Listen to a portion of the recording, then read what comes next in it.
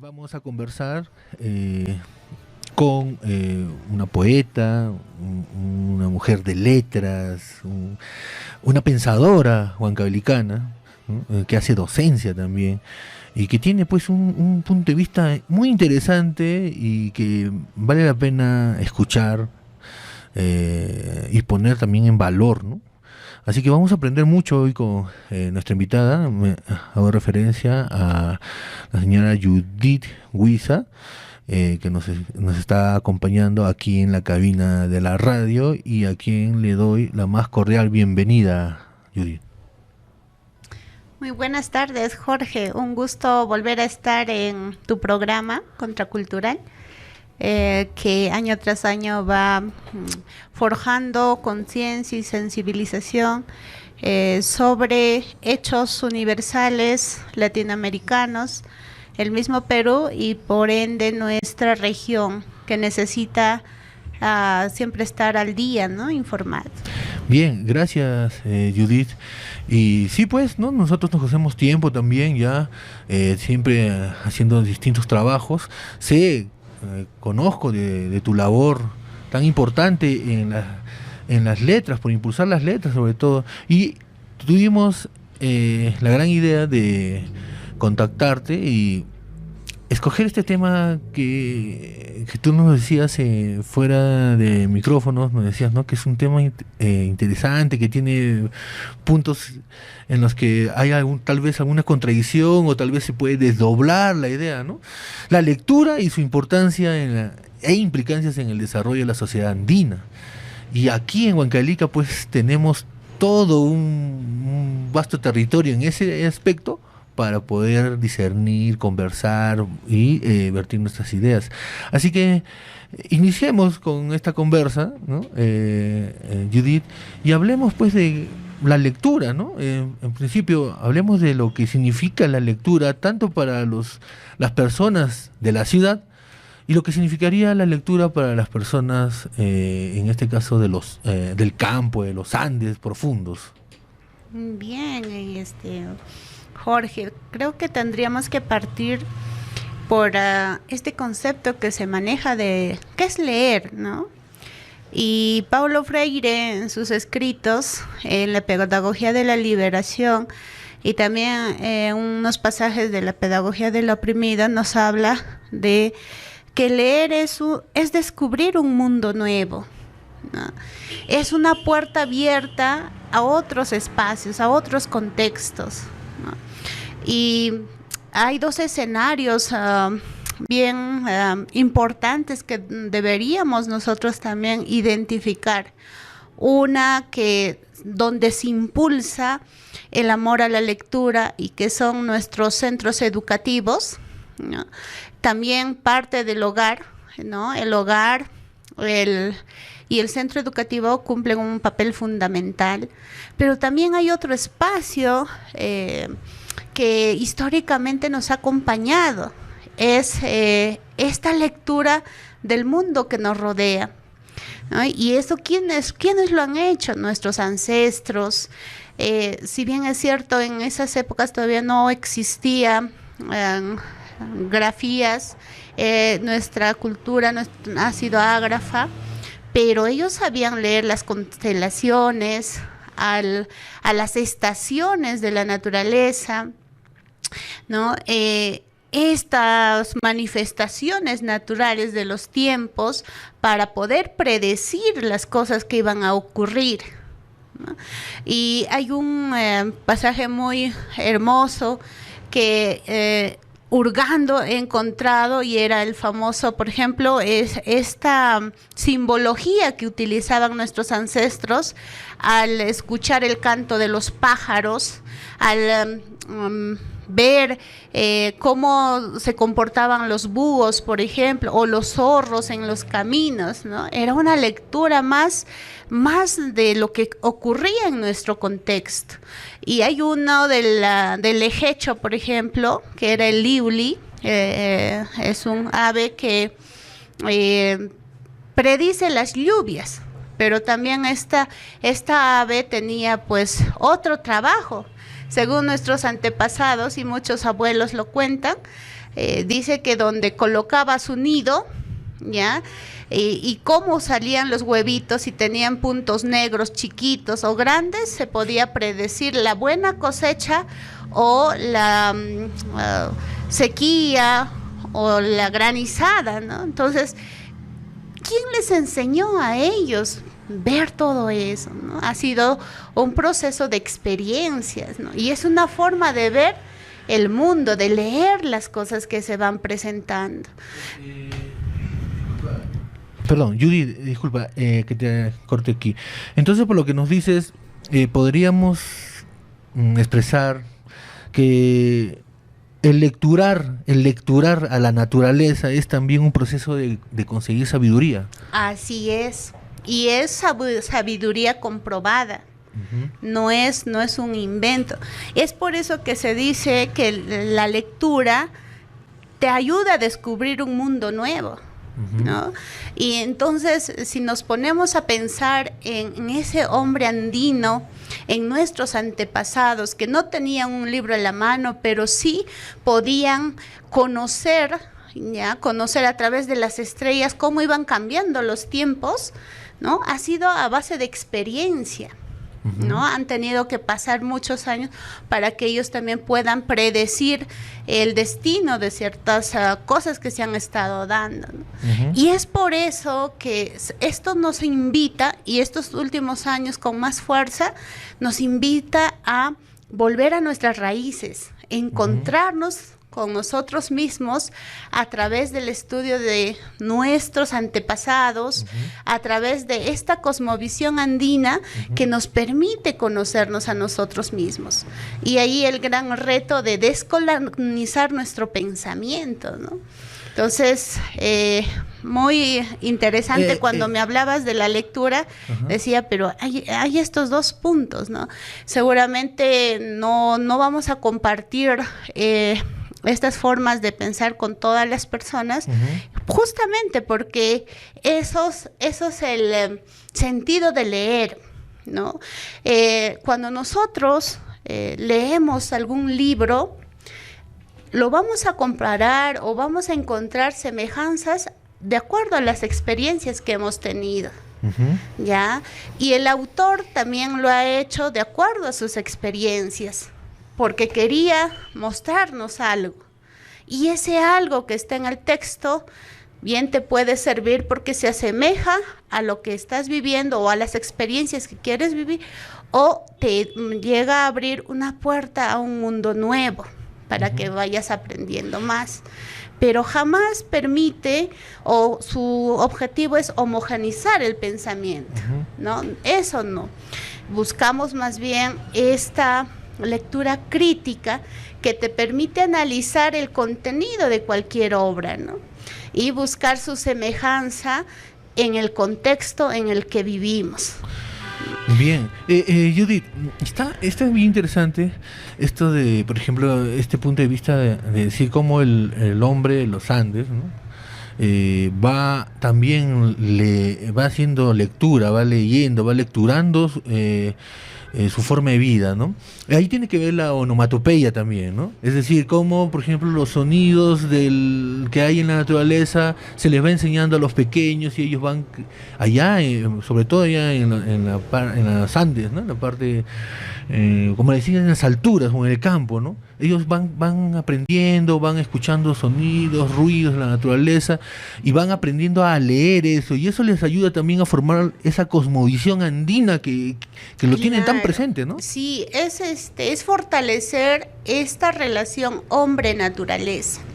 Es por eso que ahora, en estos últimos años, surgieron muchos estudios sobre la interculturalidad, ¿ya? Y la educación bilingüe intercultural se ha dado con mayor fuerza, dando mayor énfasis al reencuentro con nuestras raíces. Porque la gran pregunta es que si los niños antes aprendían de sus padres o de sus abuelos sobre, por ejemplo, el significado de los búhos cuando aparecen en los caminos, o lo que tú dices, estos sonidos onomatopeicos, el por qué se daban, ¿no? Porque estaban aprendiendo a leer el contexto, y ahora ¿qué está pasando? Se sigue dando ese proceso en pocas oportunidades, ¿no?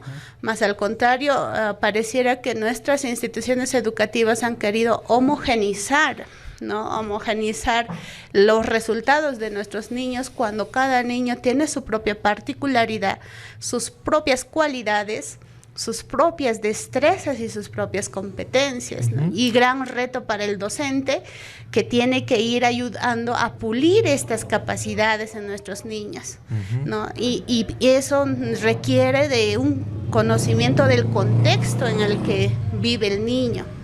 Entonces, es algo que se tiene que seguir trabajando, y los que hemos empezado este camino, vemos que hay mucho por conocer de nuestros Andes peruanos. Bien, has dicho algo interesante, importante, ese afán de los gobiernos, en este caso, ¿no? De homogeneizar, ¿no? Que en cierto punto podríamos pensar de que en esa lid que ellos han iniciado, se ha deshumanizado esas políticas para desarrollar la lectura en esta zona. O sea, no se toma en cuenta ese factor tan propio, tan humano de las personas de los Andes, para que en ellos se pueda seguir cultivando la lectura. Es decir, no solamente la lectura como la conocemos nosotros los citadinos, sino la lectura también como ellos tienen allá en sus tierras, en su forma de vida. Claro, nuestra educación ha sufrido grandes cambios, pero muy fragmentados, ¿no? No se ha visto a un Perú con sus 24 regiones, con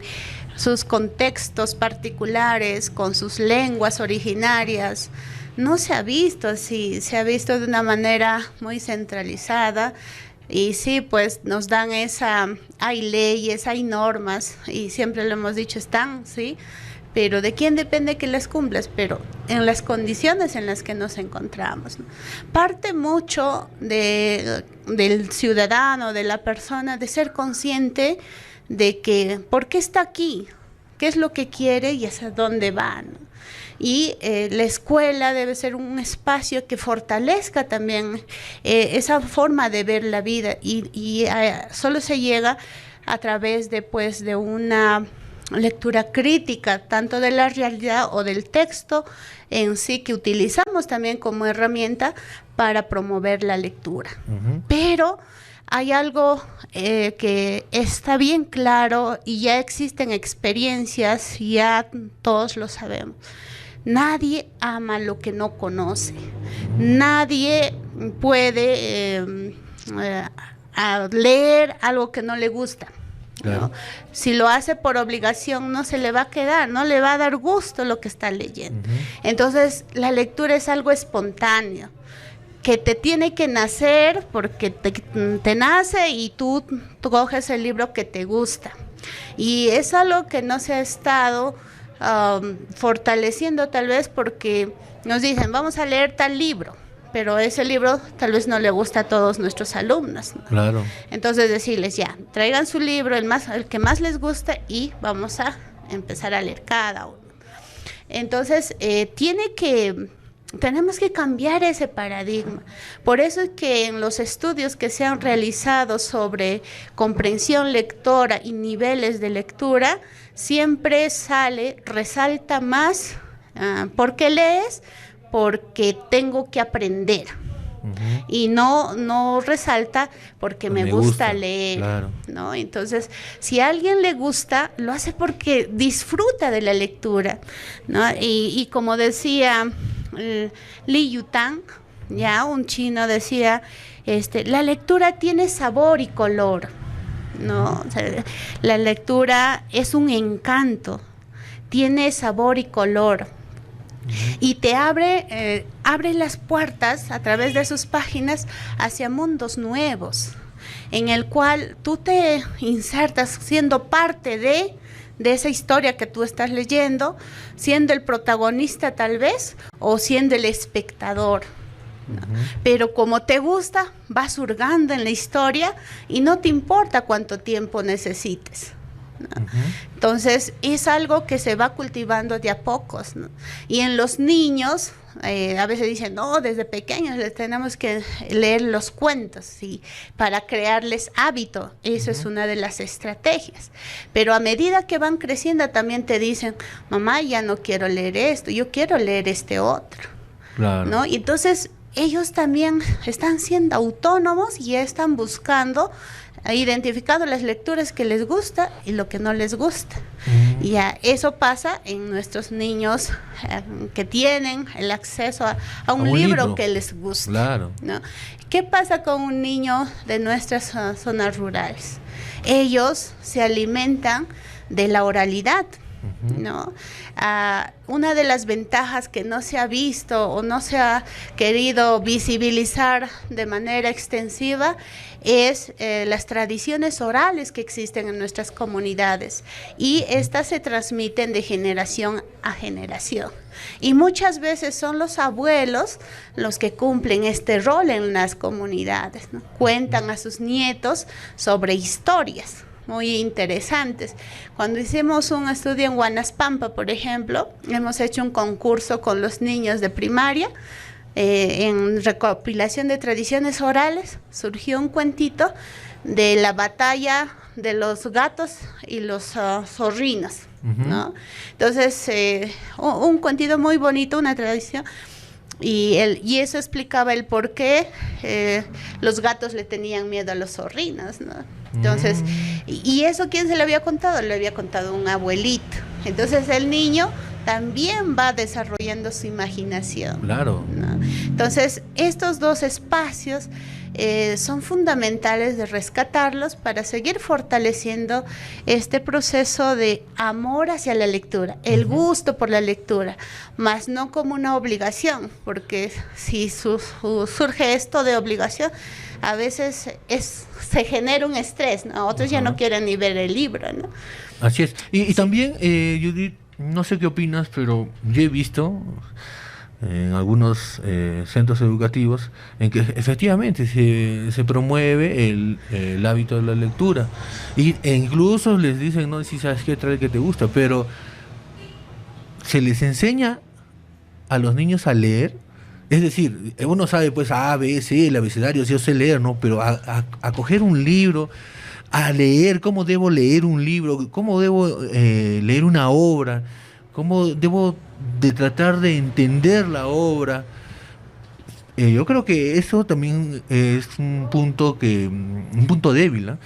Porque yo le doy la herramienta. Es como un carpintero, le compro la mejor máquina del mundo. Con esto vas a hacer las mesas más hermosas, pero tengo que enseñarte a usar la máquina, ¿no? Así es. Te gusta la máquina, te quieres hacer carpintería, pero ¿cómo uso la máquina? Y el libro es también pues un arma, una máquina, lo que como queramos llamarle, porque brinda muchas cosas, brinda muchas habilidades. Entonces, creo que también es enseñarles a los niños a cómo leer. Así es. Para eso hay muchas estrategias que se han estado aplicando, pero lo primero y primordial es hacer que el niño guste de la lectura. Por más buena estrategia que haya funcionado en alguna de las experiencias como experiencia exitosa, ya si el niño no tiene interés de leer, no va a funcionar. Y debe ser algo que le guste, como decías algo tú, ¿no? Que les guste, algo que les apasione. Por eso he tenido la oportunidad de implementar ya con mis colegas la ludoteca escolar y por ende la mochila viajera, en el cual se ha colocado textos contextualizados en quechua y castellano, y también un cuaderno viajero y algunos juegos, ¿no? Juegos tradicionales como los trompos, el saltasogas y todo ello. ¿Para qué? Justamente para poder incentivar a los niños a que les guste la lectura, ¿no? Entonces, el primer acercamiento ha sido con la familia. Entonces, y sí, hemos visto que mientras haya constancia en este ejercicio, la familia también se involucra. Te estoy hablando de las zonas rurales, ¿no? Y en este cuaderno viajero hemos logrado apreciar adivinanzas, cuentos, parábolas, fábulas que los abuelos o los papás han contado a sus hijos y ellos han escrito. Entonces, sí hay ese gusto por la lectura, sino que tenemos que seguir haciendo constante un hábito esta estrategia. Y va a depender mucho también de cómo los docentes nos involucramos en este proceso, ¿no? Y cómo nosotros también disfrutamos de la lectura, ¿no? Que nos guste, que nos apasione, porque cuando abres un libro, por ejemplo, La Dama de las Camelias, de Alejandro Dumas, ¿no? Hijo, en esa pequeña novela muestra una época donde se estaba dando este negocio del más conocido y antiguo, pero te invita a decir, o sea, en qué época era, ¿no? Y vas buscando la historia y vas revisando la historia europea. Y lo mismo pasa con Los Miserables, ¿no? Entonces, en la guerra estaba cercana a la Revolución Francesa y Víctor Hugo en su obra trata de mostrar las peripecias también de los ricos como de los pobres, ¿no? Entonces, y lo mismo acá en nuestro Perú tenemos la historia de Juanito Rumi, ¿no? Un niño que escapó de su comunidad para llegar a Lima porque uno de sus vecinos había vuelto a su comunidad pintando maravillas de Lima. Y él era huérfano y escapa y llega a La Oroya a trabajar de payaquero, ¿no? Al final llega a Lima, pero llega enfermo, con paludismo, y a un hospital, ¿no? Entonces, estas obras están hechas o están escritas en un cierto tiempo de la historia de un país, ¿no? Entonces, eso a ti mismo, cuando lo lees y te gusta, te atrae y empiezas a hurgar más sobre la historia ese momento en el que se escribió, claro. ¿Sí? Y allí dice, ya, entonces ahí mismo se puede hacer un análisis sobre los derechos del niño. Claro. En esa época había o no había. O Paco Yunque también. Claro, ¿no? Paco Yunque, ¿no? Y que se sigue dando hasta ahora. ¿Cuántos Paco Yunques tenemos? Así ¿no? O cuántos Humberto Grieves tenemos, ¿no? Entonces, este instrumento que es el libro es una puerta abierta para ir conociendo otros espacios, otros contextos, y para tener una visión más crítica de querer cambiar las cosas, ¿no?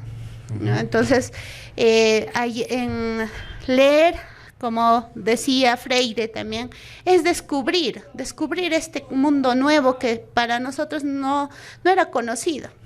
Y cuando hablamos de los Andes de nuestro Perú, es lo mismo, ¿no? ¿Cuántos sabemos ahora? Creo que la mayoría por información, por las noticias, por los eventos, sabe que nuestros dioses tutelares pues han jugado un papel importante en el desarrollo de esta cosmovisión andina que cada vez se está fortaleciendo, ¿no? Entonces, ¿y cuántos de nosotros no sabíamos? No sabíamos, por ejemplo, que la chacana, esa que la hemos visto en una de las campañas políticas de Alejandro Toledo, pues no es una simple chacana, tiene su propia historia, ¿no? Claro. Es como un mapa de los ciclos de la luna, por ejemplo, o la mamacoca, ¿no? No es solamente porque los hombres del Ande lo pichan o lo mastican o lo bolean, sino es lo que significa, claro, ¿no? La lectura, claro, que daban nuestros ancestros a la mamacoca, le preguntaban cómo iba a ser la cosecha, cómo iba a ser la producción de su ganado, si el viaje para hacer el trueque de nuestros recursos de la zona alpaquera con la agrícola, cuando hacían el trueque, si iba a ser fructífero o no. Entonces, esa relación hombre-naturaleza, ese agradecimiento que tenían nuestros antepasados con los apus, eso se está perdiendo, sí, pero a nosotros nos enseña también que debemos seguir valorando, ¿no? Porque la madre tierra es la que nos alimenta, ¿no? Entonces, hablamos de un politeísmo que sí existe, ¿no? Claro. Que está presente, que están en el mismo Huancavelica. Cuenta la historia, y eso lo contaban los abuelitos antiguos, de que estos cerros que ahora tienen cruces, que por el tema de la corrida de los toros bajan y todo, también eran grandes apus. Claro. Que dice cada cierto mes del año, cierto día, conversaban entre ellos y decían cómo nos iban a ayudar a los que vivíamos acá, ¿no? ¿No? Entonces, ¿qué protección les iban a dar? Eran los dioses, pues. Claro, y son los decían, dioses, no, se están portando mal, ¿qué hacemos? ¿No? Claro. Entonces, cosas similares, por ejemplo, hace poco en la Semana Santa, conversando con las hermanitas de las legiones, les decíamos, ¿no? ¿Cuál es la historia de estas cruces? Y una de ellas decía, ¿no? Esta cruz, o el señor Nazareno, dice, tiene una protuberancia en la boca, así como un boleo de coca, porque dice, cuentan las tradiciones de que él también chacchaba la coca. Entonces, mire cómo se ha dado ese sincretismo, claro, entre la costumbre occidental y la costumbre andina, ¿no? Esta creencia andina y occidental se han fusionado. Una para sobrevivir y la otra que quiso imponer también tuvo que sobrevivir, pues ambas están. Claro. Entonces, es interesante leer justamente para poder nosotros identificar cuál es cuál, ¿no? Bien, muy bien, Judith Huiza. Muy interesante lo que nos has referido, ¿no? Nos has ilustrado. Este punto de vista es bueno siempre verlo, ¿no? Ampliarlo, nos abre horizontes y también nos da esa fuerza necesaria para ir viendo de una forma más amena el hecho de iniciar con el hábito de la lectura. Amigos contraculturales, tenemos que leer, porque si no leemos no hacemos pues un ejercicio de nuestro cerebro, ¿no? Y todo tiene que ver, ¿no? El propósito de la lectura, decía Halbrook Jackson, decía que no es conseguir que se vendan más libros, sino que los lectores disfruten más de la vida. Y el leer es pues conocer tantas historias, tantos mundos, tantas vidas, y nos brinda pues un alimento para el alma, para la mente. Bueno, el tiempo se ha terminado, pero quiero invitarte, Judith, a que te despidas a tu estilo de los amigos contraculturales aquí en Huancavelica y los que nos están escuchando por la internet en diferentes partes del globo. Bien, bueno, solamente invitar a toda la audiencia a leer de manera espontánea. Cuando ustedes crean que es posible, ¿no? Si quieren leer algo, háganlo en un ambiente que ustedes quieran. Y a modo analógico, un autor decía, ¿no? Yo tomo un libro con mi esposa, salgo al campo para leer con ella, junto con ella, y al final termino leyendo el libro, pero también termino leyendo las nubes del cielo, ¿no? Entonces, ¿cuán importante es eso? Que sea algo que te guste, que sea espontáneo. Y ahí está el disfrute, ahí está el gusto, ahí está el sabor, el gusto por la lectura del que nos hablan muchos estudiosos, y sobre todo del que nos habla también Paulo Freire, ¿no? Descubrir un mundo nuevo, ese mundo nuevo que tiene que sumar a nuestra vida para ir escalando y humanizándonos sobre todo, siendo sensibles y solidarios, porque eso es lo que necesitamos ahora, trabajar todos para todos y dejar una sociedad mucho mejor de la que hemos sido parte nosotros, ¿no?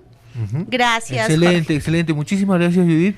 Muchas gracias también a todos los que nos han escuchado. Así que ya lo saben, a leer. La lectura es importante. Y vean este punto de vista tan bonito, tan atractivo del que nos ha hablado Judith Huiza. Muchas gracias. Nos estamos escuchando el día lunes, amigos contraculturales.